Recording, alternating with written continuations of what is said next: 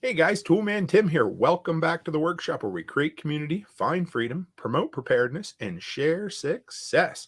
Back with another episode of the Workshop Podcast. Tonight is March 20th, 2022, and this is episode 85 of the Workshop Podcast. And I've got an extra special guest tonight. I've got something playing. There we go. Kill that. And I've got an extra special guest tonight, Nicole Sauce, coming on. She, obviously, you guys almost all know her, but from living free in Tennessee. And the very first time I was ever on anyone else's podcast was hers. So it's an absolute honor to have her on. Real quick, we'll knock out our announcements and we'll bring her on. So Telegram, you guys, I've been flogging this dead horse like crazy, but come over and join the Telegram chat channel. We have a lot of fun. And last night, after our Saturday night live stream, we ended up doing a live chat, a video chat where anybody who wanted to could come on. If you wanted to stay in your PJs and just audio chat, it was that too, but it was great. We got the tech bugs worked out, but the link is in the description below, so check that out. Number two, this is a good one, of course, but if you like coffee, check out Nicole's Holler Roast Coffee. It's incredible. I had the Brazilian roast this year, and it was quite possibly the best coffee I've ever had. It was so good. And for anyone listening on the audio only feed, the audio podcast afterwards, take a minute and leave me a review if you don't mind. That's what helps grow this podcast. We're growing like crazy, and it's because of you guys. So take a minute. I'll run through it another evening, but it's so simple to do. Leave a 5-star review or whatever you feel like it. So without further ado, let's bring on Nicole Sauce. Hey, Nicole. Hey. How are you? 5 stars. Thank you very much. Appreciate it. So how you been? It's been a weekend. Well, so how many times have we tried this now? This is our third try. Yes. And it almost didn't happen again, did it? I was so excited to hijack your podcast. I was ready. Nighthawk and I were like, okay, what can we talk about? But I tell you, so now guys, here you are. So this is what friends are for. I mean, we've never met in real life, but I do consider you a friend and I appreciate it. And I messaged you less than 2 hours ago and said, Nicole, I'm at the vet with my Chihuahua and it's an emergency and I might not make it back in time. And without skipping a beat, you just said, hey, I'll hijack the podcast with Nighthawk and we'll be good. So thank you. Sure. Yeah. So I'm sure almost everyone in here knows who you are, but if you don't mind, just share a little. Tell me who you are, where you're from, what was your first high school job, that kind of shit. Well, that's a fun one. My first job at 13 years old was working as a teller at a pharmacy in Bethesda, Maryland. Really? What did Nobody you do knows there? that. No. Nobody's That's ever how I learned how to count change. That is a lost art. Oh my God. It is a lost art. I know how to do it. People watch me do it. And there's always this moment of, whoa, she knows how to do that. It was one of the best lessons I had. And that's because my dad lived in Oregon. My mom lived in the DC area. And I was lucky enough to get that job. And from there, I had jobs every summer. That was a summer job. But in high school, I was more of a big government, socialist, communist kind of person because I love people. I think people should be taken care of. And I thought the government could do that. And as I dove into that concept, I realized that's completely unfair. 100%. The way it gets executed is completely unfair. And it's not going to work if the government does it. And so I embraced a more liberty-based perspective, started working at free market think tanks after being an executive trainer, and worked on public policy reform in the United States for 14 years. Whew. I worked with some of your Canadian friends who, if you are in the policy world, I'm probably still friends with them because there aren't very many out there. No. We are few and far between up here. Few and far between. And one day I just realized everything I'm doing here, we make progress in this direction and we step back in this direction. And what I need to do is focus on, well, basically shoring up what I do so I have the strength to help other people when other people can be helped, which is sort of like putting on your oxygen mask on the airplane before you put the oxygen mask on your child. And the more people I can help start living the life they choose, building the business they want, having the family they want, having the friends they want. The more people I can help just get going, the better I'll be. I started Living Free in Tennessee, which is my podcast. I launched Hollow Roast Coffee. That's a whole different story we're not going into right now. And somehow I've made that all work. And I have a lifestyle business on a homestead in Tennessee where we raise animals for meat and eggs, and we raise vegetables, and we preserve all those things. And we teach people how to do that who want more control in their lives. So, funny story about Living Free in Tennessee. I'll tell you right quick, because so years ago when I first found out about you, I didn't listen to your podcast for a little while because I thought I had to live in Tennessee to listen to it. And then I realized, no, stupid, she's living free in Tennessee and she's sharing with everyone else how to live free in Tennessee. So, yeah, that's a bad marketing decision I made a long time ago that I can't unmake. But whatever. You're not the only one who thinks, wait, I don't live in Tennessee. That said, I have listeners all over the world, and some people figured it out. So what do they say about a libertarian? A libertarian's just someone who hasn't realized they're an anarchist yet? Yeah, I totally have been an anarchist for a long time. Don't you find that? I know we're going to go off on a tangent. Don't you find that word scares normie sometimes? Oh, yeah. Yeah. Oh, yeah. I like to use the word voluntarist because they get this dumbass look on their face like, I don't know what that is. And that's okay, and because everybody thinks anarchist is like some James Bond villain or something, that wants to just unleash terror on everybody. And it's kind of sad. I want to be a James Bond villain, kind of. Yep. I mean, doesn't everybody? I mean, I guess if they paid me, I guess the pay must be pretty good. I don't know. What do you think? They ask for lots of money when they hold things hostage. That's true. Like $1 million, 100 yes. billion dollars. And Nate says he's glad he wasn't the only one about living free in Tennessee. I just got to bust you a little bit because, I appreciate you. So I know, and I'm not changing the name. I did look. So about 3 years ago, I looked at the Living Free podcast. Mm-hmm. Somebody already has it. And it's a little generic too, really. Yeah. I love Living Free in Tennessee, and it's my own blind. I mean, the workshop, how much more generic and bland is than the workshop? You know what I mean? So it happens. Like sometimes you get stuck with a brand. Eventually you develop it enough. Yeah, it is what it is. At this point, I'm not changing it. It is what it is. Absolutely. It rhymed. That was why I chose the name. It rhymed. It does too, doesn't it? Yeah, it just rolls off the tongue. So yeah. So I don't we can go 100 directions with it, but I wanted you to come on because I would like my plan, of course, where I'm trying to build an empire as well, a good empire, a community, right? And my plan long-term is to have a get together, probably copy almost exactly what you do up here in Canada next summer. 2023 is my goal. So how did you start? How does one start? What do you do? Where the hell do you go? Well, the event I do is I do a spring workshop annually. We bring in 60 to 80 people, and I don't ever go over 80 people because we would lose the small event relationship thing.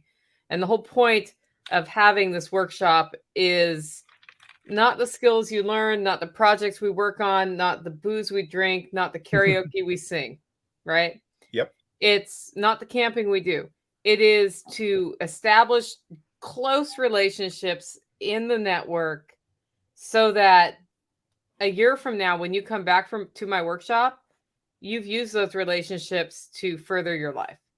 Whether that's start a business, whether it's learn something new, whatever it is. And it's become a combination of a family reunion and then new people coming in who are like, hey, what's it like to be around a bunch of people who say, I want to do a thing, and then they do a thing. Yeah. And they encourage each other to do a thing, right? That's the vibe we've been going through for the whole time. And that took a lot of purposeful input on content, but also a lot of inputs from other people. I would have never had the first spring workshop had I not gone to Jack Spirko's workshop. Yep. He has a thing we do here too called the barter blanket. Okay. And on the barter blanket, he put up that he would show up anywhere in the country and marry you or do whatever you wanted, speak.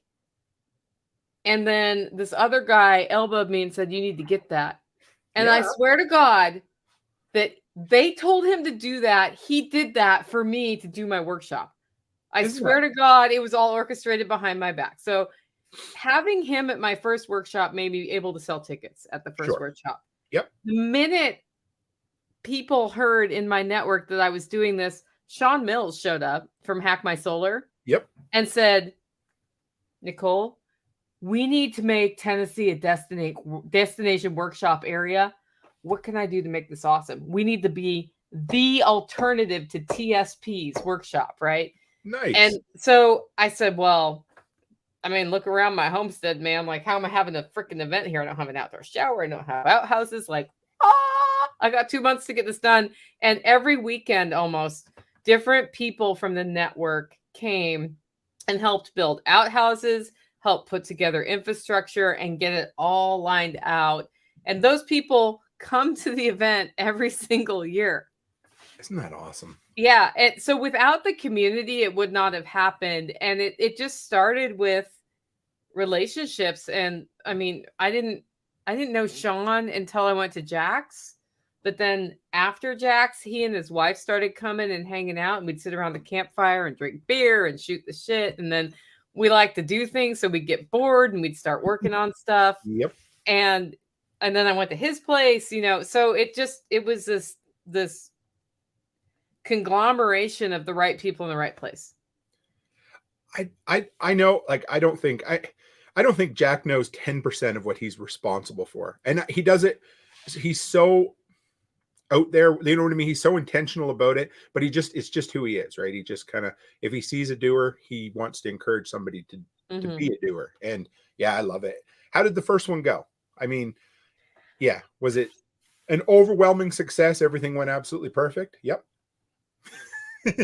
I figured I'd get a head nod or a head shake there. Is anything ever an overwhelming success? So the first workshop was a success.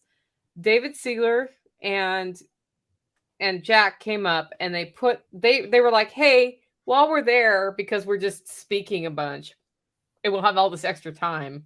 Yep. We'll just build you an aquaponics system. That's awesome. So they did this build the whole time, which I hadn't planned to have in my workshop. And as a result, there's been something like that every workshop, because if you didn't want to go to sessions, you could go see what was up with the rocket mass heater one year, or what was up with the aquaponics system, all of those things. And you weren't feeling duty bound to sit there and watch whoever's speak.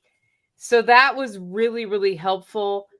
I would say the first workshop, I was really lucky to have Jenny, who's now a holler neighbor, running food, because she made the food happen. But we learned a lot about how much staff we need. We ended up conscripting different participants to get stuff done. And because our network is awesome, everybody who had also paid a not insignificant amount of money to be at the workshop was still willing to do things like change poop buckets in the outhouse, or bring food out for people because I didn't have enough kitchen staff. And it all worked. The good news was I had been to Jack's, seen how he ran it, copied some of his ideas. Those worked. And then we did the first workshop, and we made it through. Everybody had a great time. And people who were at that first workshop have been at every workshop. I think the highlight every year, I don't know. I can't decide whether my favorite episode of yours every year are the night before Christmas episodes or the first episode, or it's not always the first episode, but your after event episode. Last year it was, the lady from Michigan. Yeah. She's going to shoot me because I can't remember her name, and I've talked to her 100 times, and I'm sorry. But anyway, Are you a terrible person who doesn't know who Crystal is? Thank you, Crystal Morelli, right? Morelli, yeah. Yeah. Anyway, I did a whole video. That was great. Oh, yeah. She saved my butt on that one. Oh, because she literally, I was a single lady, relatively newly divorced, I think, from the way it sounded in her story. And she just hopped her ass in a vehicle and drove all the way from Michigan to you, right? Yeah. Camping. Yeah. I mean, she knows how to camp, but you come here. I had several ladies last time who had never camped. or hadn't camped much, hadn't camped alone, were like, screw it. I'm going to Nicole's. I'm going to camp. I'm going to do this thing. And then other ladies who did camp were like, we got your back, man. Right. And they had this whole little enclave going on. It was great. So how did, like, the first one, you know, I mean, like you said, part of being successful is frigging up and screwing up a little bit and learning from it and moving on. But how do you figure out, like, I mean, first off, how did you measure if it was a success for you, the first one? For me, it was all about if the participants enjoyed it, right? Okay. Even at my ticket price level, I did not make any money on that first one, nor the second one, nor the third one. Wow. Okay. Yeah. Yep. So, and that is because every time you have one, you realize it would be really nice if we had a classroom. Right. Or so there's always something that you can add, and eventually you get to a point where it's all there. I'm not to that point yet, but I'm getting closer, right? We built Taj Mahal this year. It's going to be awesome. So I think the way you know it's successful is if you spark those relationships that endure over time. If you see people becoming more successful year over year, and we've seen that, if people are coming back time and again, that all makes a big difference. And Ken's saying, or a Taj Mahal, or he built it. I was going to shout out to him. Yeah. How is it? It's still standing, right, Ken? We hung 4 500-pound pigs on Taj Mahal and processed them this weekend. That Ken is something. It did not fall down, Ken. You passed the stress test. Here's another one for you. JS says he loves, or I'm not sure if that's a guy or girl, but they love kids, but it was nice to have an adults only event. What do you think about that? You can talk about that. Sure. Yeah, we are adults only. And there have been children who come in with permission for a limited amount of time, but at my event, drinking happens, swearing happens, adulting happens. And do you want your kids around that? Also, I'm on a homestead. There are roughly 300,000 ways your kid can hurt him or herself. Okay. And so unless you have the kind of child who knows how to be around a homestead, or you're able to pay attention to them, it does not make sense. I have had chickens killed by children here. Wow. Like it doesn't matter, period. I haven't allowed them during my workshop. If somebody was 14 or 15 and and a parent wanted to bring them, that would be fine. That's a little different, but I have had kids scream at my chickens and terrify them to death. And so when I'm running an event and I can't pay attention to the children on my homestead, I don't need the livestock implications. It's just I got burned bad. Yeah. So it's not that kids are never here, but I like to make it so kids are here in a way that is positive for me and for the children. And during my workshop, it's an adults workshop. Like literally, we are learning about homesteading. We are building our projects. We are learning about small businesses, and we are developing close relationships, which, I mean, there's some fuckery that happens. If am I allowed to say that word on your show? Fuck no. Okay, yeah, fuck yeah, no. Yeah. There's some fuckery that happens that maybe you don't want your kids around. I understand. It's what it is. Confession time. I've never done karaoke before, so I'm sure. Yeah, I know. Whether I can get Becky to do it or not, that'll be a whole nother story. But maybe it's too bad Kimmy Leos isn't coming, because she would get Becky to do it. She's not coming.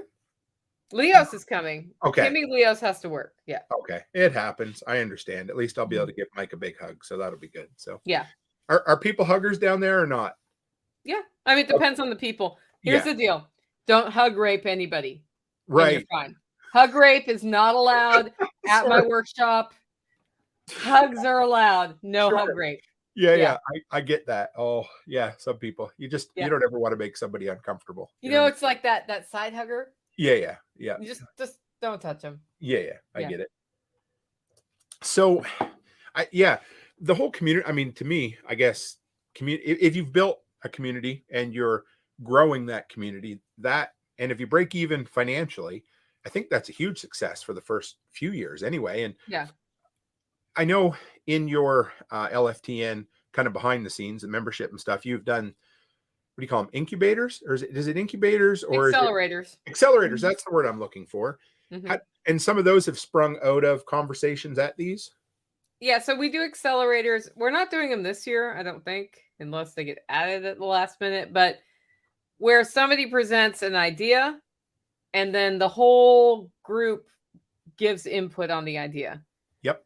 The one I'm most excited about right now, and I'm excited about different ones. So Carrie, who's on the chat, has talked about his permaculture business as an accelerator. I hope that got him somewhere. There was a guy who I had talked to on and off for a year, who had not started his thing, but talked about his thing, who did his accelerator, and he left in 2020, and we haven't seen him since.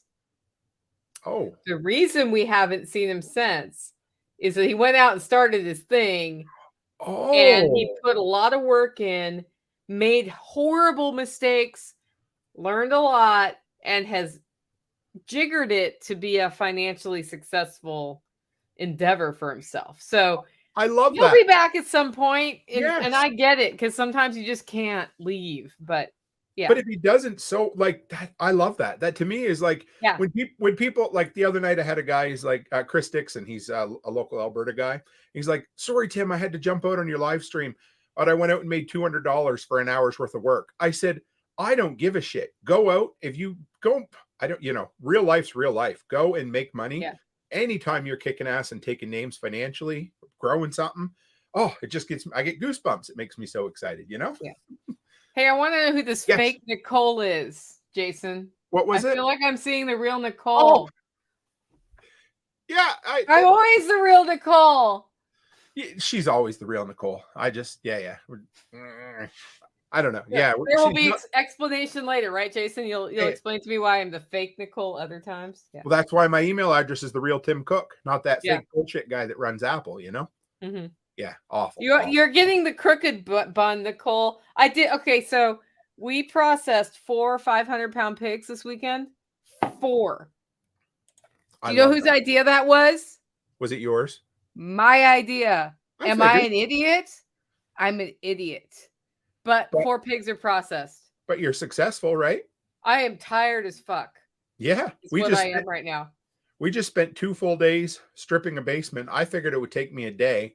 And we got another half a day of hauling drywall down yet. So shit happens. We bite off more than we can chew, but I guess doers are better than don'ters. Is that right I mean, I have more to do on the pigs, but everything's in the fridge or freezer. It's all in bags. It's all tagged. Some of the notes by the last pig that were written by other people trolling me are cryptic, but I'll figure out what the part is. It's fine. Yeah. And worst comes to worst, it's all meat, as long as they didn't. It's pork. It's good. You're all set. I mean, I just didn't know they were. I think I have like 800 pounds of pork right now. Oh, I am jealous. That is. Do you want some? Because can you fly home with it? They probably won't let you take it in. Yeah. I don't know.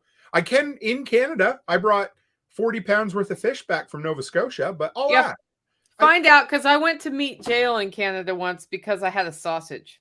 Oh. I flew to jokes there, but I won't. I promise. Alberta, I flew to Alberta, and I had a Trader's Joe sausage in the package. And they get to the agricultural thing, and they're like, "Do you have any meat, ma'am?" And I'm like, "I have a sausage." And then they took me in this other room with the Amish people who were having their shoes cleaned because they'd been on farms and needed to not the track and that whole thing. And I showed them my sausage, which sounds dirty, but it's not. Sorry. And they looked at my sausage and they said, "You can bring that sausage into Canada. Don't try to bring that back to the US, ma'am." Oh my! So I had my sausage, and it was a pepperoni. I ate it while I was in Canada. I forgot it was in my suitcase. It was a whole thing. Did it have a funny odor? Just saying.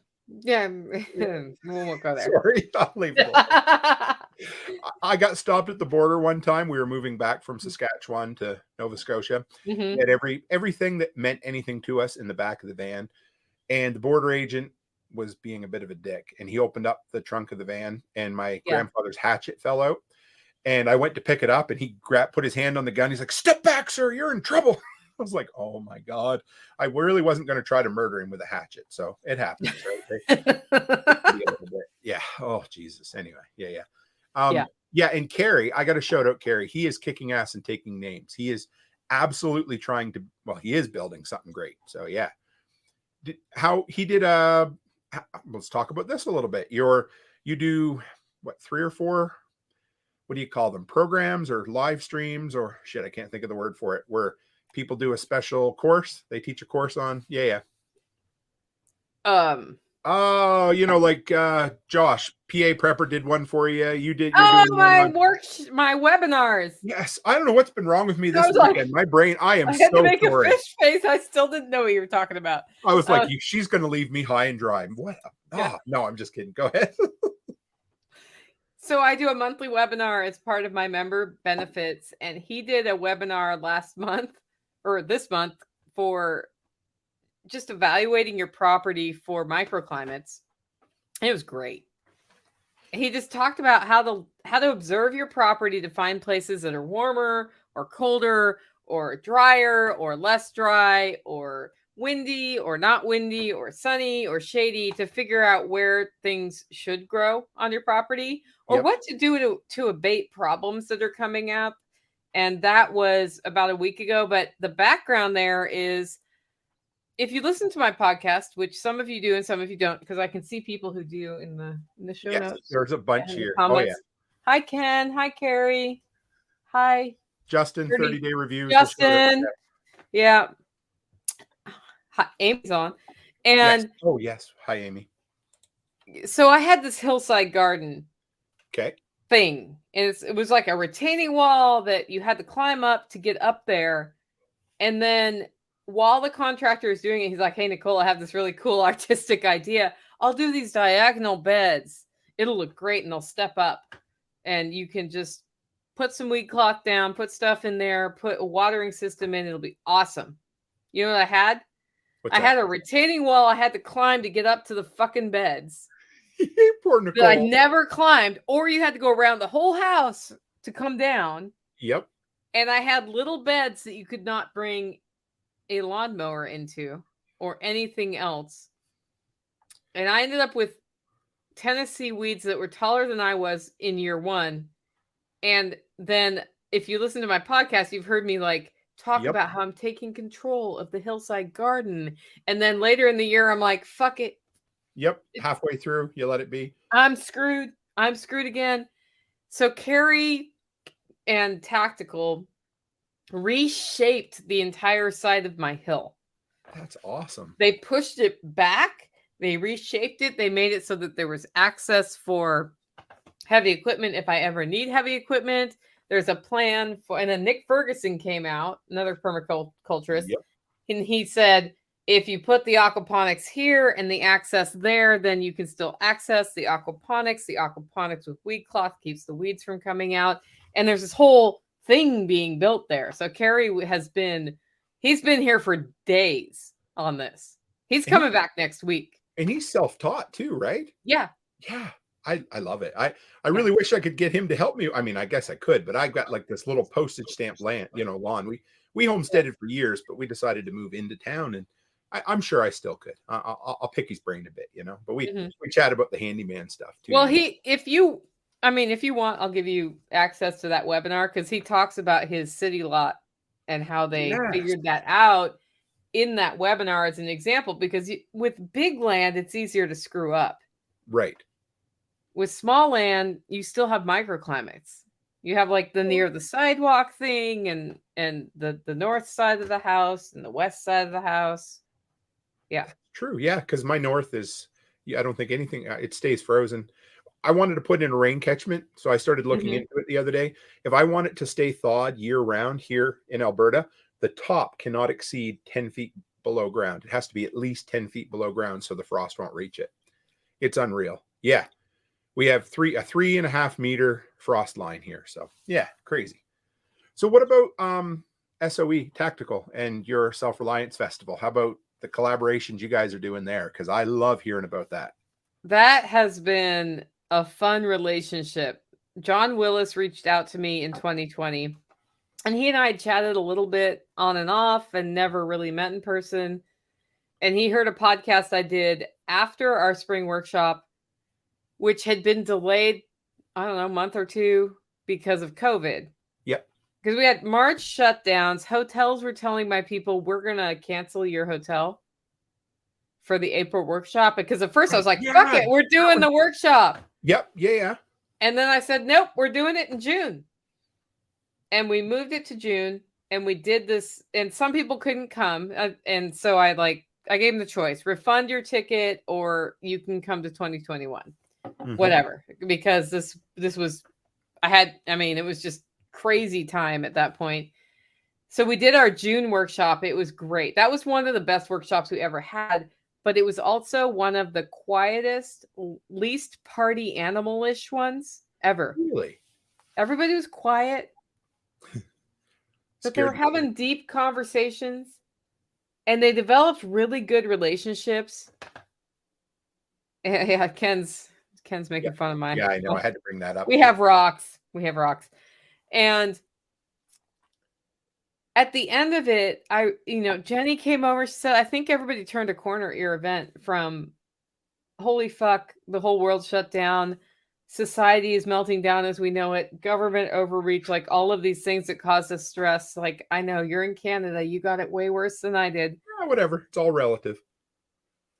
And I was like, yeah. And I did this podcast about grow, which was my word of, it's actually the t-shirt I'm wearing right now.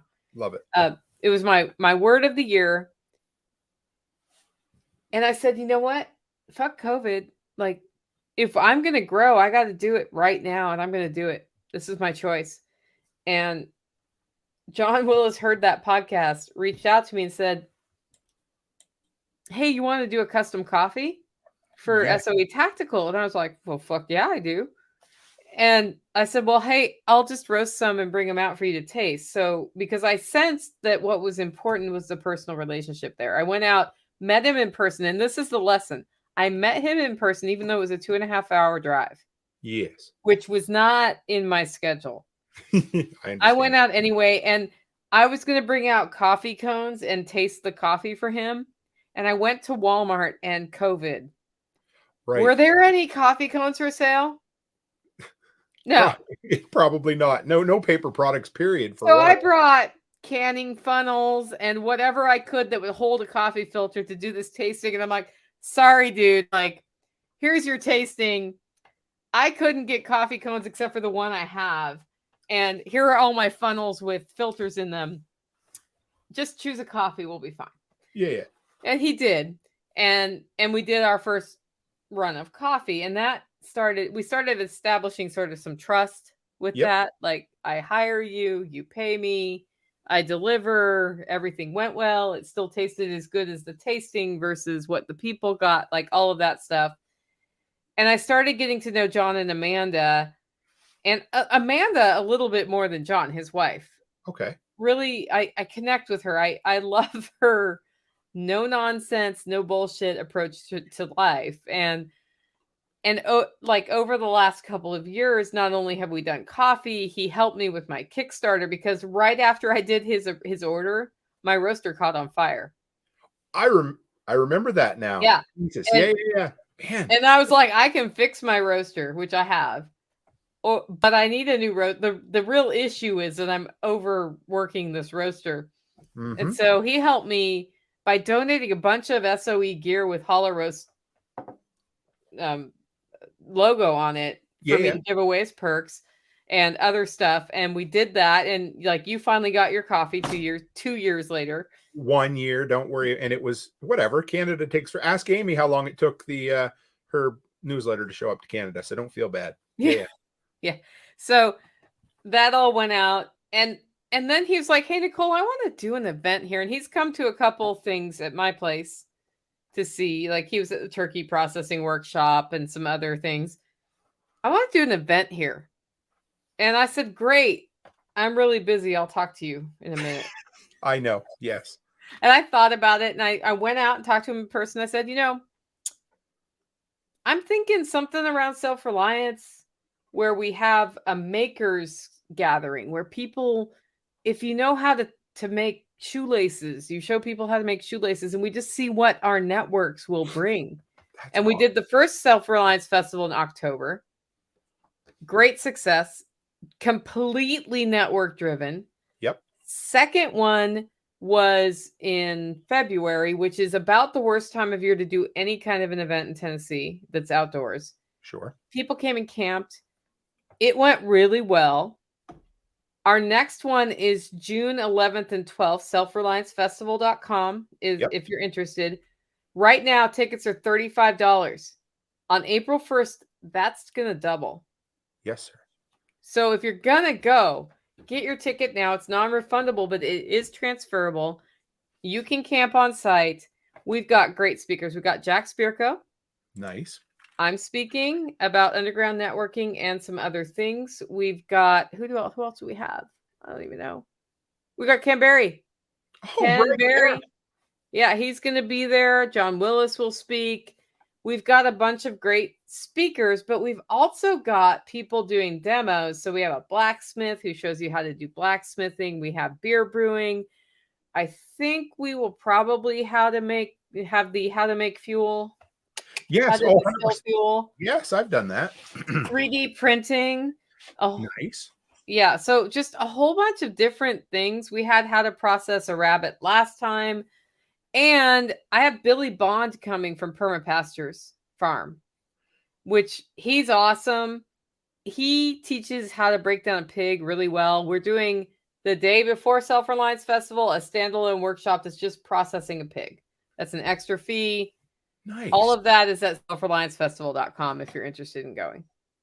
Is that was he on your show a few months ago, Billy? And he called himself like the Pimp Daddy or something like that. Was that he was? I loved his interview. Oh, and he's I haven't. Great. Yeah, you guys did an afternoon one this week, right? I haven't caught it yet, but yeah, we did. So I'm doing these Tuesday lives with John Willis every Tuesday at 12:30. Amy Dingman's on Tuesday from A Farmer's Kind of Life. Yeah. So we do those every Tuesday. Jack, John, and I go on the first Tuesday of the month, and then Billy is going to go, I think, the third Tuesday of the month as a regular thing. Nice. Yeah. And we just had Billy on last week to see how the dynamic was. Yes, that's live streaming's a whole nother. Yeah, it's cool. It's addictive. It's absolutely addictive and effective, but there are the occasional dynamic that doesn't always work, right? And you don't know it until you try. Sometimes it seems. Yeah. I see Mia Vicanti says workshops for kids are a different niche. Yes. Oh, yeah. We have something called the Back to the Land Festival here. Okay. Done by Matt and Gabby. And I'm trying to remember the name. It's I can't remember the name of their project, but they did it last year and they had a whole kids program. Nice. And that's another one it's another one in Tennessee you can go to, and they have a kids program, which is I think pretty cool. Well, that's a whole nother niche, right? I mean, yeah, if that's either your shtick or it isn't. And if it is, go for it. And if it isn't, yeah. So the self-reliance, I mean, obviously you sprung out, your relationship with John, which was awesome. What else have you seen from that so far? Because I think my idea for getting you on to talk about this came from the after self-reliance episode you did with Mama Sauce and was it Tactical was the other one that was on there, or was it Nighthawk? I couldn't remember who. It was probably Tactical. Yeah. Anyway, so it was cool, but yeah, what else has kind of sprung out from those? I mean, the biggest thing that comes out of Self-Reliance Festival is that we have networks. I have a network. You have a network. John has a network. Jack Spirko has a network. And when we bring all those networks together, the connections that happen at those things are like connections on crack. Right.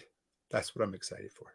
And the reason that Self-Reliance Festival is something I'm putting so much time into is I think that these direct relationships that we have right now, internationally, nationally, across state borders, across city boundaries, across county boundaries, are what are going to sustain us through whatever happens next.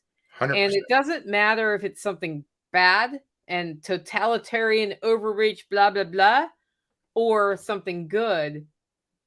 We have walked away in the last 20 years from real relationships, real connections, and networks.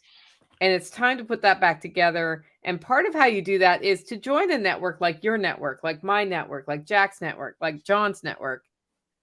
But those networks need to cross-pollinate. Yes. Or we don't get from place to place to place. I'm still involved in the Libertarian Policy Network. I'm not as involved as I was, but through all of the crap of the last 2 years, from time to time, one of my policy people has popped up and either asked for my help or offered me their help. And that's because we had real relationships. And that is why we do these events. That is the crux of it. Without holler neighbors, because I have 4 families that we all live near each other, right?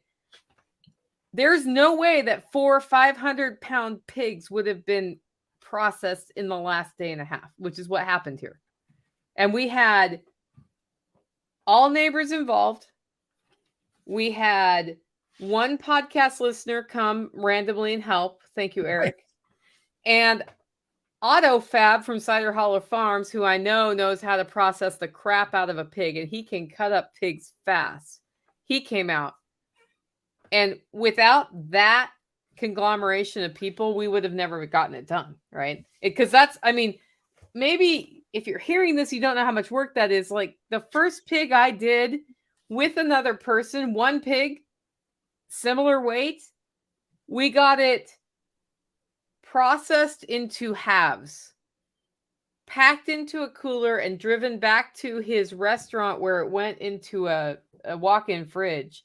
And then on day 2, we cut it up. Right. Yes, I've been there. That's 2 people, 1 pig. We had 5 people, 4 pigs, and we had them all processed, skinned, halved. 2 of those halves butchered, like cut up into pieces, and the other 2 on ice, and then did the last 2 pigs with 3 of us this morning, and we're done by noon.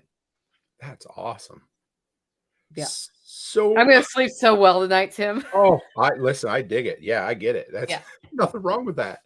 Yeah. So what about okay, I'm sure you get this sometimes too, but everybody's like, oh, it must be nice, or things, it's good for Nicole because you have 4 people there within a stone's throw of one another that'll help you.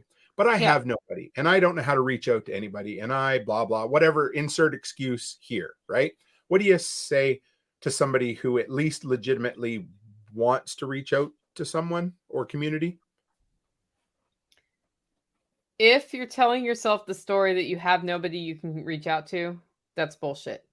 Right. It's complete bullshit. There is somebody you can reach out to, and you may feel alone wherever you live. I lived in Portland, fucking Oregon as a libertarian for years. How'd that go? Great. Yeah. Actually. The neighborhood I lived in was inner city, not one of the safest neighborhoods, although now it's one of the most popular. And the neighbors I had there were some of the greatest people. And politically, we did not agree. It didn't matter. What mattered was that we had core fundamental values. And the values we had nothing to do with God, although if God is there and can help you with that, that's great. But we believed you should help your neighbor. We believed that violent crime was a bad thing. We believed that to help with violent crime, if you kept your neighborhood kind of tidy and you kept out on the street talking to each other, you would have a better presence, and it would push that off. And because of that, we had a safer little street than 3 streets over. So, and that was just, we believed humans were basically good, and that if we came out and were good around each other, that the bad would not want to hang out. So what you're saying is you actually focused on the similarities between your neighbors. As I thought other people only had differences. I guess I was wrong about that. So, we all have differences. Who cares? So different people can actually have similarities with me then. That's good to Yeah. know. But yeah, I know sarcasm, right? But they, Sarcasm emoji. yeah. Mhm. So that, and how hard is that? Or at least if not hard, how is that not, that seems to be the complete opposite of what we live around right now.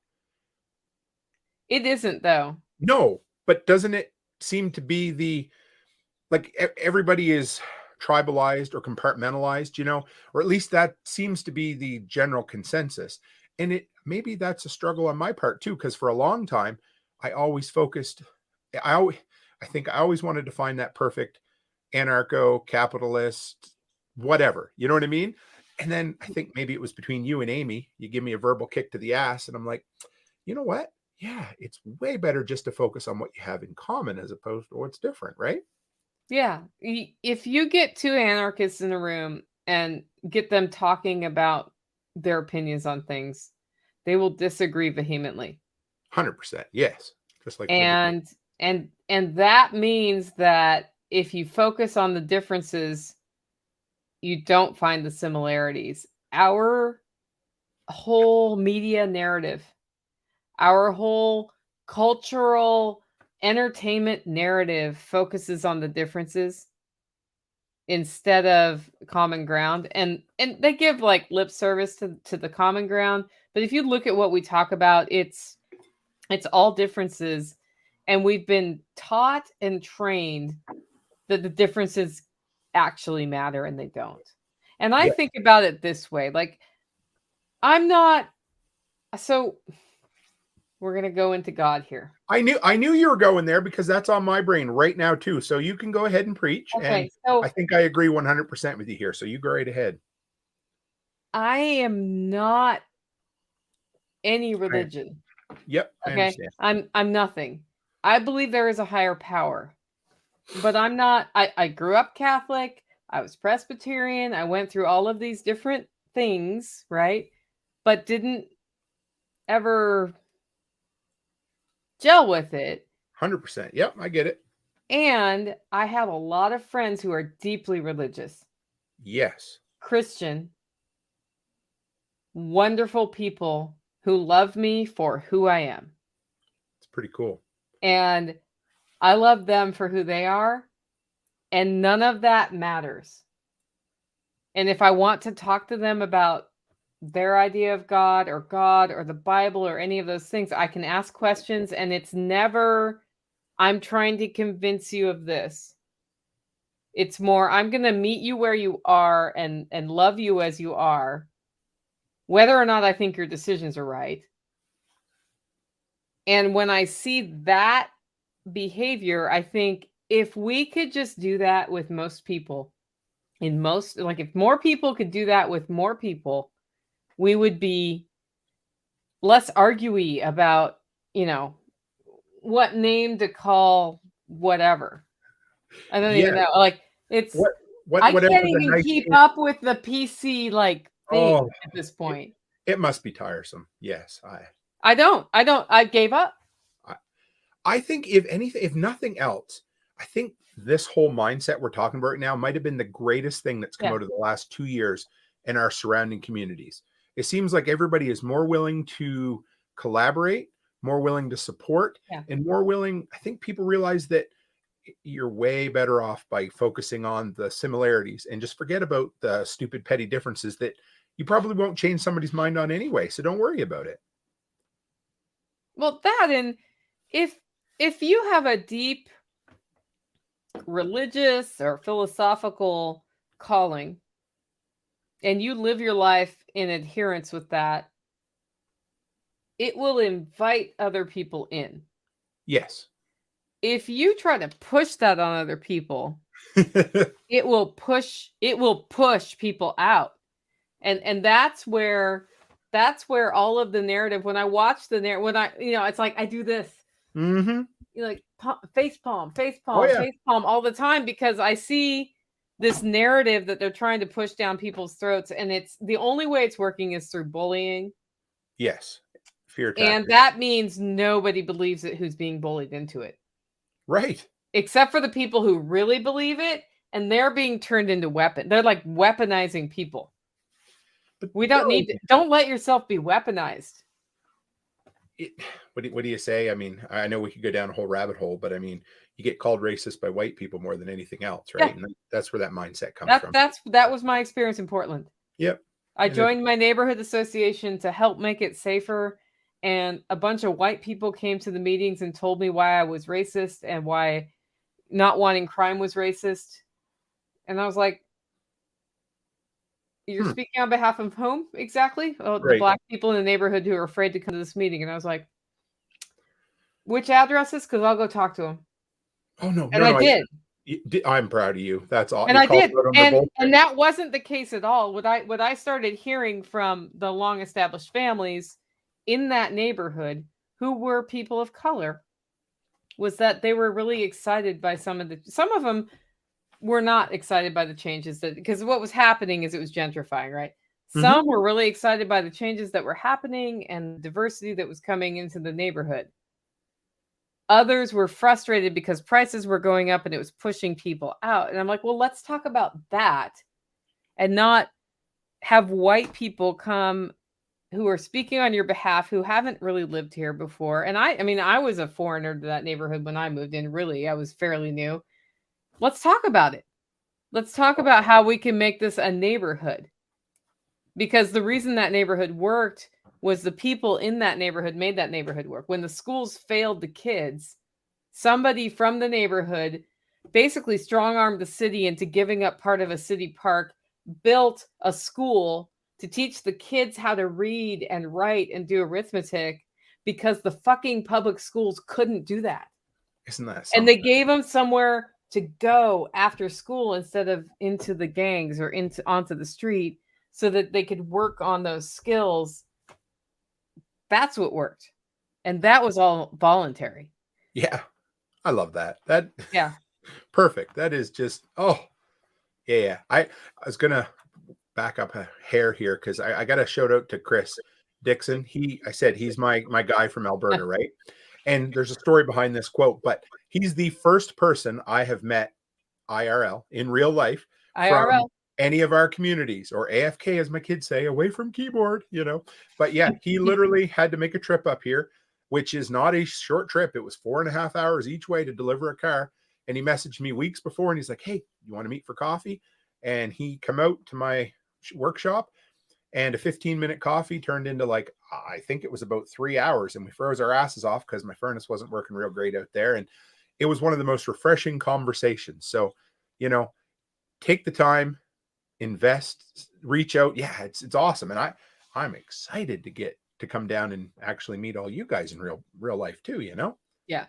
Oh, somebody just said, I can't believe we dropped the F-bomb. Yeah. Okay, let's stick on this one for a minute. You know how I told you he can cut up 3 to my 1 on a page? Yes. That's the guy. Yeah, that's why. Hey, AutoFab, how are you? This is great.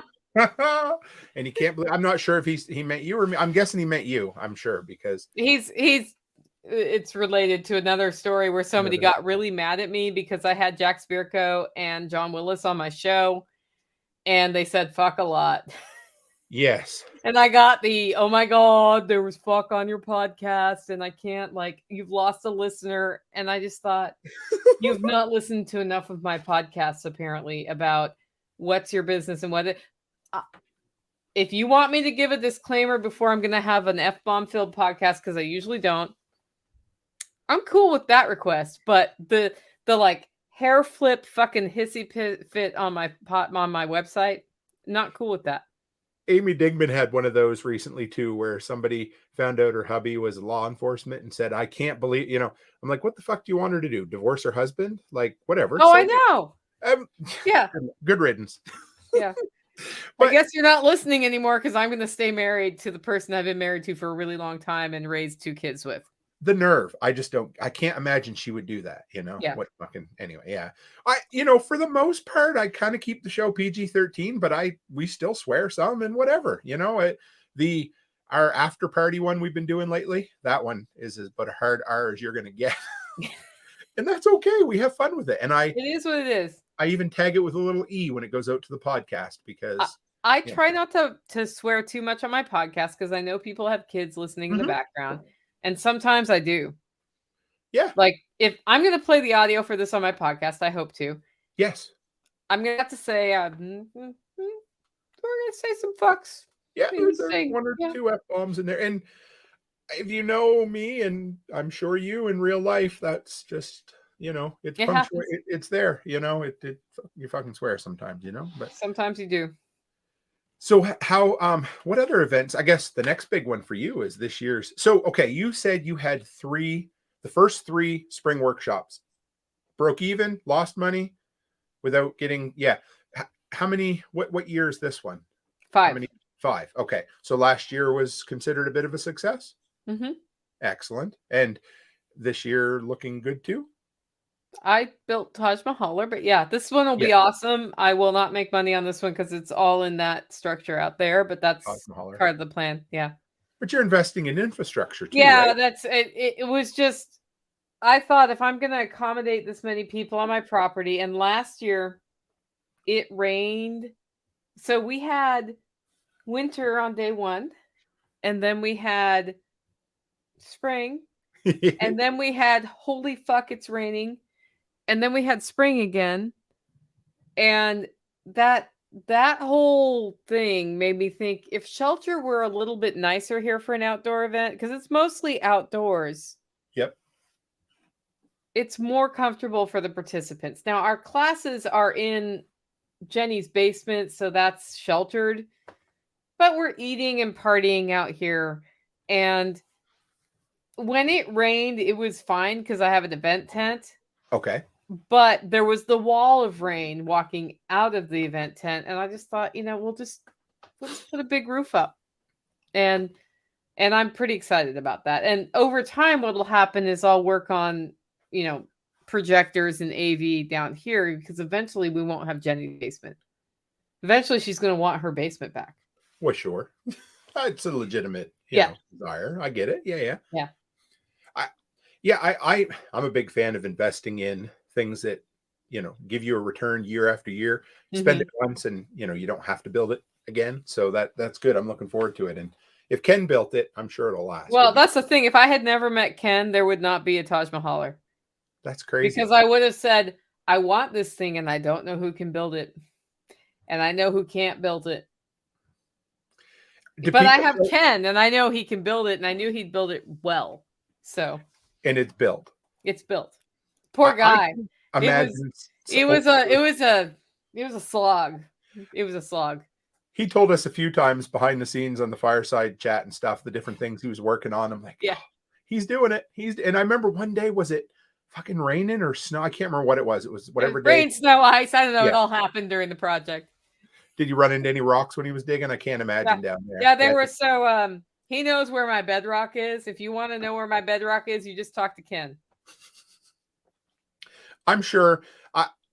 Did people show up in there? I'm sure there's some people that just can't sit around and have to do something while they're there. Is that the idea? Because it's hard for me to sit around for any length of time without trying to, I don't know, clean something, fix something. Like, you know.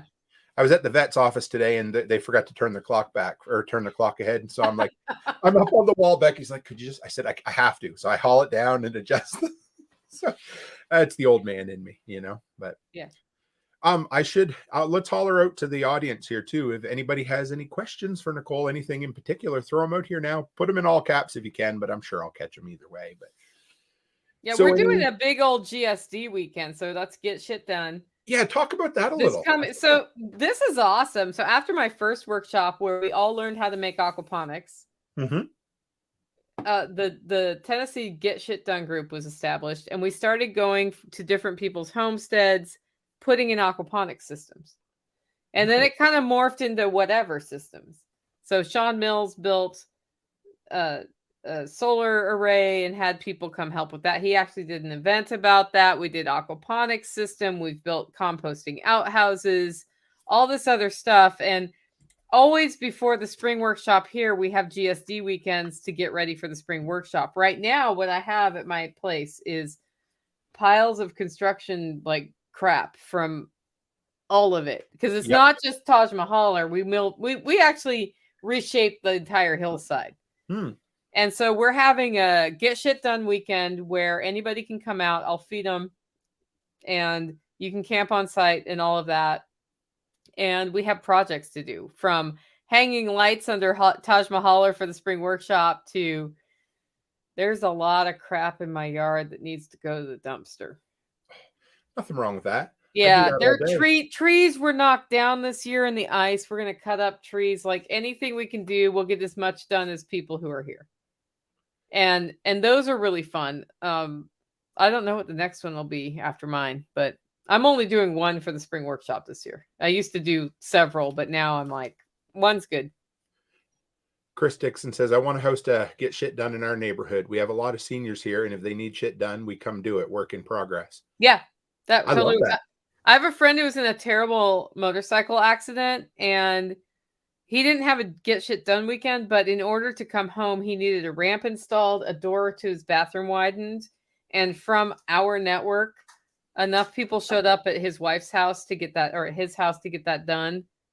By the time he came out, he was in the hospital for about a month, and then he came home and there was a ramp and a new bathroom door that was wider and all this, and a ramp from the front. It wasn't just our LFTN network, his network. He drives Jeeps, so his Jeep network helped. Yeah. It was really cool to watch that go down. But so you mean, I know, I'm not to go. It's just cool. I like that, because that at the base of it, individuals helping individuals is what it's all about. And I love that, because, I guess some people point and say, oh, government could come and do that. Well, it'd probably take them a year, 3 years or whatever, and cost, like the stairs in Toronto. Did you ever see that story? Oh yeah. The ones that were taken out again? Yeah. Because the guy built them for like $150 out of his own pocket. And the government, it took him like a year, and it was going to be like $30,000. Yeah, crazy. Yeah, so I love it. And then they weren't up to code. And he's like, but I'm not breaking my ass walking down this hill. And so they tear them out anyway. It doesn't make any sense. I love it. I think that's great. I gotta do something more like that in this area over time, because I have an elderly lady who lives next door to me. I moved in here almost 3 years ago, and we've yet to have a conversation. So it's time to have a conversation. I go and do her sidewalk sometimes, but she doesn't know. I don't care. It's just, I want to reach out, and it's kind of weird. Hey, you have to sometimes just be the person to reach out and do it. And then all of a sudden you're like, oh, this is great. Yeah. We got people coming from, Indiana this year. Really? Yeah. That's for a GSD? For a GSD. So, oh, Jesus. I'm like, hey, let's do a GSD. And this other person from Indiana is like, hey, I'll come down. How far is that in my limited geography? 5-6 hours. Not too bad. Okay. That's not bad. I'd love to come down for a Self-Reliance Festival at some point, but I don't know. If you can, let me know in advance and you'll be on the speaker agenda. I'm going to North Carolina in September to Prepper Camp, which is a pretty cool event, I guess. Have you heard of it, or do you know of it? I never had before, but I guess it's the largest. Is it late September? September 15th or something. Because the October Self-Reliance is the first weekend of October. Oh yeah. I'd never be able to do it. Becky would kill me. I'm going by myself, because she's going to Vegas in the 1st of September by herself with her sister. So whatever. Yeah. We'll make it work. I'll get down next year for it. And Becky would love that. So, and Amy says Self-Reliance Festival would be amazing to attend as well. We'd love to see Amy there. Oh yes. Yeah. We'll all make it down there. We're going to see Amy at the LFTN workshop though. So that's going to be pretty dang cool. Really what we need to do is just kind of do our own, what do you call it? Upper Midwest events here. So we can, at least it's less than a day's fucking drive to get there. Yeah, there's that. Yeah. I wouldn't mind. It would be all right, but it's just a long old haul to get down there, Yeah. Where are you flying into for mine? Nashville? Yeah. And I'm going to fly into Atlanta to go to, because it's the closest. It's like 3 hours to North Carolina from whatever it is, 3.5 hours. But I can get a direct flight from Calgary. From Calgary to Atlanta, round trip was less than $400. Nice. So yeah, it was. Yeah, you couldn't even think about driving for that. Not that I would, because just can't take the time to do it. So right. So what else do you have on the go, Nicole? Everything. Yes. How do you balance it all? I don't. Yeah, I know. Neither do I. But everybody thinks we do. So this weekend was hilarious.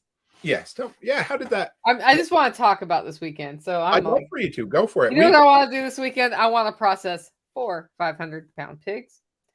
And I would like to have my neighbor over for wine and cheese at 3 p.m. on Sunday. Yep. Now, when one serves wine and cheese, usually your house is also not a pig processing disaster. I'm just going to put that out there. And then I want to live stream with Tim at 8 p.m. Yeah. I thought that would all be a pretty nice little tidy weekend. How'd that go? I'm on the live stream and I'm not dead. Yes. Wine and cheese happened and we had a really good time. And the cool thing is it was a neighbor who has a tractor. So yesterday I texted him at noon and I was like, so I don't know it's kind of last minute, but if you're able to come down here with your tractor and help us move some pigs around, that'd be awesome. Because we moved 2 with tarps and 4 people. Oh, geez. And the other 2 he moved with the tractor. And he did. He totally, like, he was planting plum trees, came down with his tractor and picked up the other 2 like with the front loader and picked them up. Because I just did not realize how much those pigs weighed. Dead weight. Like, I thought I was processing 150, 200-pound pigs. And this is just a lesson. Nicole has no concept of how much a pig weighs based on visual assessment. How much did it weigh? 500 pounds per pig. Wow. I remember years ago when we did pigs, I found this thing where you could measure, I think it was like ear to butt and then around their stomach or whatever. And I still don't think we were anywhere. The pig has to stand still long enough for you to measure all that shit. Yes. And manage to stay in the That never happened at my house. What did you feed? Oh, go ahead. Yeah, go. Yeah, I mean, so it the balance doesn't happen unless I make it happen. And that's the lesson. Like so I'm working on a book called My 3 Things. Yes. And it's about managing your time and it's about setting, basically the core concept is set your priority, do up to 3 things a day. Don't do more 3 things a day that are do or die to move your life forward in the context of a big picture goal. If you do that, and if you only do one thing, that's okay. You can have a 1-3 thing, but you cannot have 4-3 things. Yes. The number shall not exceed 3. And that is just because I have a tendency to overcommit. I understand. And it's a control mechanism. And still, even with 3 things, sometimes I get 2 of my 3 things done and I'm sad. But that's all because if you want to move forward, you need to do it in the context of big picture. And when you have a homestead and a business and all of these things that we do, and you're taking control of your own life, there's a lot to do. And if you do less, then you don't get stuff done, and that's not good. But if you do too much and don't make time for your family, for your relationships, for your animals, for your own well-being, that's also not okay. So you need to find that, whatever that balance for you is. And I think a good way to do that, like I even budget time in to talk to friends. I'll be like, okay, 2 p.m. Like I'm sitting here. So I have I'm going to pull this up. It's stuck on my clipboard. This is like my weekly planner thing. Yeah. Yep. And I'll literally write somebody down in the middle of my weekly planner or it doesn't get done, even though I love them. There's nothing wrong with that at all. Mom, you made the schedule. Congratulations. Yeah. Do you ever get so, okay, how do I want to word this? Like, I think we're both fairly productive individuals, and you kind of set a goal and you figure out, okay, these are the things I want to do. And then you kind of get in that zone and you're getting all that shit done and you're being very productive. But since you've got up to that level, do you ever feel like you should be doing more? Do you ever get, maybe you're over that at this point, but I get to a point where I'm like, I'm getting lots of shit done. I'm flowing, I'm doing good. And so it almost feels easy, even though my time's full at this point. And I'm like, you almost start feeling not guilty, but kicking yourself like, what more can I do? But at some point, how does a person decide I'm doing enough?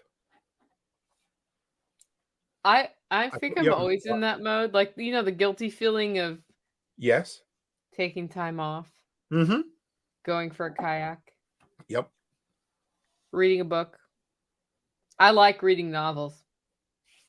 I basically consume 1 or 2 novels. Totally get what you're saying, Tim. Totally. Yep. Yeah, I think we all do. We're in that. Yeah. I We're- like sitting around and watching the animals and observing the plants and all those things. And that requires you to stop doing all the time. So yes, sometimes I do battle with that, where I know I have more coffee orders to do, or I should do one more thing for my member portal or whatever it is. And what I really need to do is stop and watch a sunset. And what made me realize that was my uncle's partner. She always says it's sunset and she makes everybody stop. Well, maybe she doesn't always do this. She does when I visit. And we go out and we watch the sunset at the beach, wherever we are. And we we toast the sunset. Yep. I love that. And that little moment is the acknowledgement that the earth is moving, the sun is setting. We should acknowledge when it comes up, we should acknowledge when it comes down, whatever that is. Take the time to just stop and think about it. And I don't know that she does that every day, but she does. I used to visit them at the beach all the time. And I thought, I need to do that. I need to do something like that. It doesn't have to be sunset, right? It can be my morning coffee and my walk with my dogs. Yes, which is it's a thing I do, right? And it's been totally disrupted since January, and I'm a little discombobulated because of that. But those things are important. The dogs are going to be here for a limited number of years, and if I don't go for one walk, it's one less walk I went with my dogs while they were here, right? I think about that all the time. Yep. Yeah, exactly, Chris. Yeah, he said my grandma used to tell us to exhale. Just sit there. Now exhale. And then, man, I miss her. Yeah. But it's true. I don't, it's hard. And how about the thing that went through my brain while you were talking about that was, how important is it to know how to say no as well in that? Like, do you ever, I know you talk about that a lot, and I know we weren't going to talk about this, but hey, whatever, okay. We're talking. Yeah. Because that seems to be important, and it's a hard concept to grasp for us.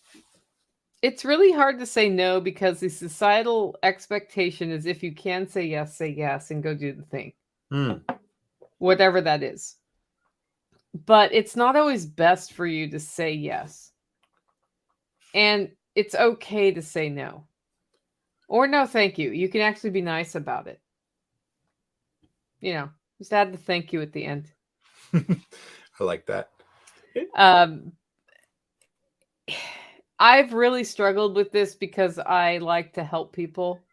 Yep. And as you build community, more and more requests come in. Yes. And you literally can't do them all. No. And so what happens is you end up in a place where you get no time for yourself, no regeneration. You start deteriorating because you're saying yes to everything. You end up panicked all the time. And that's not good for anybody in your community if you want to be a good community member. So learning to say no and to get comfortable with no is hard, but worth it. And learning to be comfortable with not getting enough done, Sugar Creek, yes, is important, because at some point you just need to stop. Like today, after my neighbor visited and they showed up, and I said, because outside not everything's totally cleaned up, but it's pretty cleaned up. I was like, no, we're still kind of, what was happening here. They're like, we're surprised you had us over. I'm like, yeah, I'm surprised too. But we got done, we had a really good time with them, got done with that. Nighthawk was over. And you know what we did? What's that? We sat around for an hour and a half and shot the shit. That's all we did. You know, you saw him in here. He was just hanging out because we're like, we just processed all these pigs. All the meat is like chilled and safe and all good and packaged. And we're tired. And we're just going to sit and enjoy the fact that we can just sit. I feel you. I get it. I do. That's cool. Yeah. It's a way to decompress afterwards. And yeah, there's something special about sitting around and shooting the shit sometimes. on the East Coast where I grew up, that was a very common occurrence, probably to the detriment of productivity for sure. But Yeah. living out here, it is the opposite. You know, there's not a lot of sitting around shooting the shit on the prairie. So this is an oil patch kind of community where go, go, go, go, go. And Yeah. sometimes I got to be reminded it's important. You know, I like that. Mm-hmm. Yeah. I mean, those are the times when the deeper conversations happen. Mm-hmm. You know, in this case, it was we're all exhausted and we've worked hard and we're happy and we can just share stories. Well, he was sitting here telling me I need to go home and go to bed because I got to get up really early for my actual job tomorrow after working all weekend. And he didn't leave. I know. Sure. He did not leave. And the reason he didn't leave is it was just nice to be able to relate as people instead of doing something. That said, I do things a lot. Like you may talk if you come visit me here, you may be visiting me while we're walking around and I'm doing stuff because I got to get things done. Yeah. That's going to happen. That's a thing that happens here. I get it. My old neighbor where we lived years ago could not work and talk at the same time. And it was very difficult because I would always want to go out and work in the garden and chat while we worked in the garden, you know, and his whole concept was, hey, let's stop and talk and then we'll work, except we never got any work done. So no, you got to work in the garden while you talk. Yes. And I'm very, very good at that, but some people suffer from it. It's just not always so good, you know? Yeah. But yeah, that's, so what else? Yeah, we've been an hour 15. Does anybody else have any questions for Nicole? Carrie Brown says he's not a very good sitter. No, he's not. No, like as in a babysitter, Carrie? No, I'm just kidding. But yeah. He'd probably be a fine babysitter. He'd play with that kid the whole time, not sitting. But I get it. I know when there's shit that needs to get done, you want to get up and do it. But I find that relaxing too. You know, like this afternoon, me and Charlotte, we baked bread this morning. I've been trying to teach her. We've been putting away a lot of dry goods, you know, long-term dry goods. And I want to teach her. It's her great grandmother's bread recipe. And I want her to be able to do it. So that's been our Sunday thing for a while now. But then, you know, this afternoon, I just went out and one of the best things I do is I go out and putt in my garage for 2 or 3 hours. I organize, you know, and sometimes, you know, that's fine. That's just what I do. And it's a way to decompress. And I'll usually have ear pods in and, you know, I'll be listening to Living Free in Tennessee or Farmer's Kind of Life or an audiobook or whatever. It doesn't matter, you know, and that's just, do you do much audiobook listening? I don't know if I've ever asked you that. I know you like good old fashioned paper books, don't you? I read a lot of paper books. I am reading The Real Anthony Fauci right now. Reading, not listening. Yeah. But I listen to a lot of podcasts and I will listen to books because when you're working in the garden or something, you're not reading. And if there aren't other people working with you, it gets a little lonely. Yep, it does. And listening to something like a podcast or the radio or music makes you feel less lonely. That's why I started listening to podcasts. And you can learn a lot while you're doing it. Through osmosis. And I think that's something people don't give their permission, themselves permission to admit, is that part of that thing we do where we're listening while we're doing is I'm working alone. I feel lonely, but I'm listening and there's somebody there, you know? Yeah. And it keeps your brain going too, because some of us don't like to be lost in our own thoughts sometimes too. Yeah, they're scary, those thoughts of ours. Yeah. So what are the best? All right, let's ask you what are the best books you've read, fiction or nonfiction, in the last year or whatever? What's year? Because I know you love. Carrie Brown recommended to me an incredible series, World Made by Hand, and I busted. Now everything I consume is through audio because I download way better through audio. So anyway, when I say read, I mean listen. But you know. So on the fiction side, I really like the Hangman's Daughter series, which is originally written in German language. Okay. And then it's translated into English. The translation is good. And I am bilingual, by the way. So I do both German and English. And those series I've gone back and forth on. The other one is I think it's the Glass Blower series, is really a good story. Okay. Those are the two. They're not very new books. Those are the two that have impressed me over the last few years. And I'm having trouble finding books that are well written now. The problem is that I've read some really bad fucking books in the last year. It's tough. And do you get, okay, for years, I always, if I started a movie or I started a book, I felt obligated to finish it. Life's too short for that shit. I throw it, Yeah, gone. Yeah. Okay. That's good. Yeah. It took me a long time to learn that, but I do. And I'm trying to think, is it the Dresden? I just started reading a series about this wizard guy. Is it Dresden? I know what you mean. I've seen it. I haven't. I'm going to Google it. Sure. I'm going to Google it on DuckDuckGo, though. Hold on. Letty Lou, I recommended the Going Home series. It's like, after an EMP type thing. And it was the best audio series I've listened to in quite a while. And I'm working through it the second time now. I love it. And Letty, she said she's really enjoyed it too. So it's always nice when you can share something you like, or, books or whatever. And I like nonfiction too, but I kind of work my way down and decompress a little bit by listening to fiction sometimes. So the Dresden Files is what it's called. That was recommended recently by a friend of mine, and I've read the first book and I liked it. Was that turned into a TV show? Or do you know? Possible. Okay. Yeah. And then what was the show you said you watch? I remember the other day you were talking about it. I can't remember. And every so often you sneak. Oh, shit. What was it? I can't. Oh, well, that's all right. This is deer in headlights look. I'm like, I don't know. I watch things sometimes. I knew you were going to say that. Yeah. That doesn't matter. I do like Yellowstone. Yeah. Did you watch 1884 yet? The spinoff? No, Becky has. I'm usually down here when she watches it, and she loved it. But I do like Yellowstone. I like when they take people to the bus depot or to the train station. Yeah, to the train station. Yeah.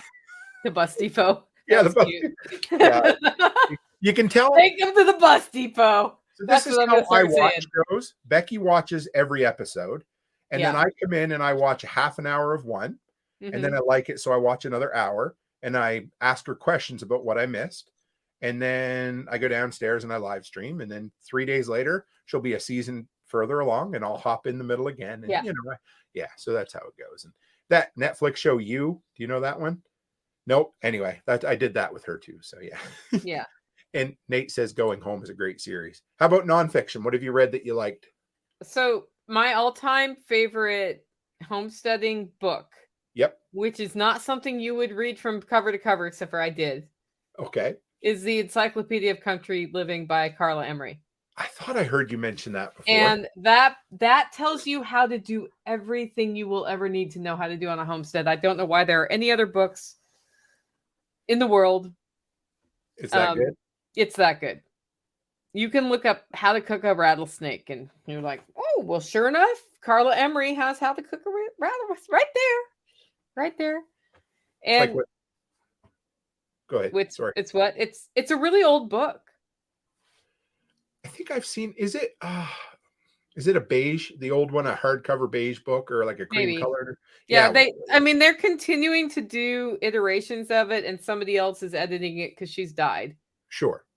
But it has everything from growing food to saving seeds to butchering animals to, oh crap, I'm pregnant and I can't get to the hospital, home birth, right? Yeah. Drying. Jesus, food. That's crazy. Yeah, it's a really good. If I could only have one book on the homestead, that would be it. It has canning times. It has all of those things. It's like a homesteading Bible almost, in a sense. It is. It is. And there are other really good books on that topic. Like, I don't want to discount those, but it's the one. It is an encyclopedia of country living. I have to do a show sometime on, I don't know. It would be absolutely impossible to put together an entire list of, the essential preparedness and homesteading books, but it sure would be fun to at least make an attempt at putting together a reading list, maybe the top 10 or 20 books, get the community involved in it. I think it would be fun. But the other good one on wild edibles is Stalking the Wild Asparagus, who I can't remember who that's by, but it's some other dead person. We're all going that way someday. All about the dead people. I mean, it's just, he aged out, but it talks about wild edibles in North America.